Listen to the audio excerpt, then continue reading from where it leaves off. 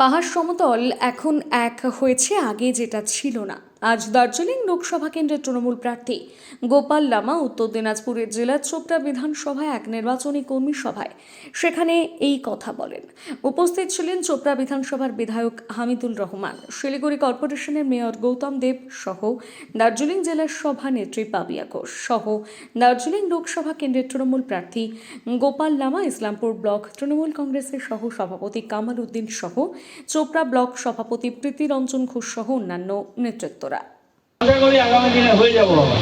যাই হোক, আপনাদের আশীর্বাদে শিলিগুড়ি পুর নিগম চালাচ্ছি মেয়র হিসেবে 2 বছর হয়েছে। মঞ্চে আমাদের চোপড়ায় আমরা বলতে পারি যে 1 লাখ থেকে 1.5 লাখ ভোট আমরা চোপড়া থেকে লিড বার করব। আর সেই লিড বার করলে গোপাল লামা, যিনি আমাদের শিলিগুড়ির এসডিও এডিএম দার্জিলিং ট্যুরিজমের ডেপুটি ডাইরেক্টর ছিলেন, উনি বিপুল ভোটে জিতবেন। অত্যন্ত সজ্জন ভদ্রলোক গোপাল লামা, একে আপনারা সবাই আশীর্বাদ করুন।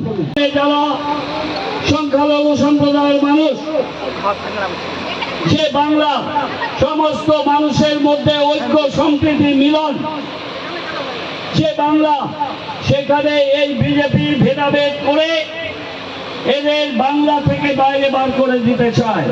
এই সিএএ আইন, আমরা এই কালা কানুন পুরাবো। এই কালা কানুন আমরা মানি না, বাংলায় এই কালা কানুন আমরা হতে দেব না। এটা নিয়ে আমাদের নেত্রীর লড়াই আছে।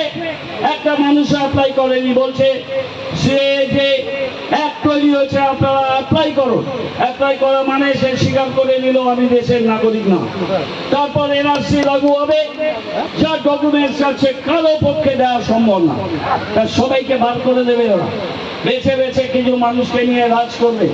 এটা বাংলায় মমতা বন্দ্যোপাধ্যায়, বাংলার তৃণমূল কংগ্রেস, বাংলায় অভিষেক বন্দ্যোপাধ্যায় থাকতে এটা কোনোদিন সম্ভব না। আমরা সর্বতভাবে প্রতিরোধ এটার জন্য করব। মাননীয় মুখ্যমন্ত্রী আমাদের 42টা লোকসভা আসন মধ্যে আমাকে দার্জিলিংয়ে উনি মনোনীত করেছেন। তারপরে 12 তারিখ আমি ফিরেছি। আপনাদের এখানে আসতে আমাদের একটু দেরি হয়েছে, তার জন্য আমি আপনাদের ক্ষমা প্রার্থী, আমি দুঃখিত। কারণ আমি অন্য জায়গাও যেতে হচ্ছে, তো আপনাদের কাছে আজকে কথা হলো আর আসবো এখানে। যাই হোক, আপনাদের সাপোর্ট পেলে আসবো। এখানে খুবই গুরুত্ব। আমি জানি শিলিগুড়ি এসডিও থাকাকালীন আমি ইলেকশন করাতাম, অনেক ইলেকশন করাইতে আমি 3.5 বছর মতো এসডিও ছিলাম।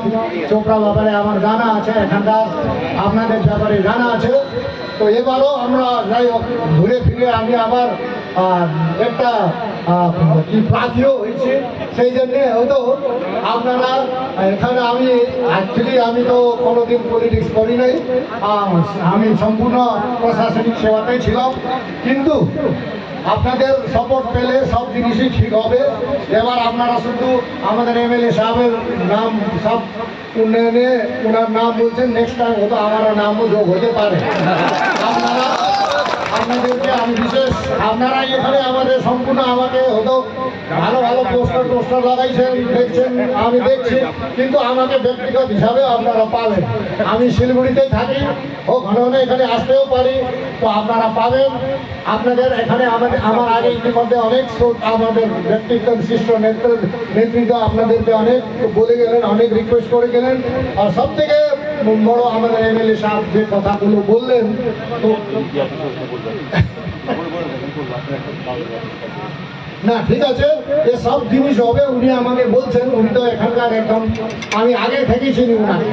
আমি শিলিগুড়ি ডেভেলপমেন্ট অথরিটিতে ছিলাম 96 থেকে 2001 অব্দি, তখন থেকে কাজল ঘোষ মহাশয়কে আমি চিনি। তো উনি বলছেন এখানে একটা আমাদের এমপির অফিসও হবে, সে হবে।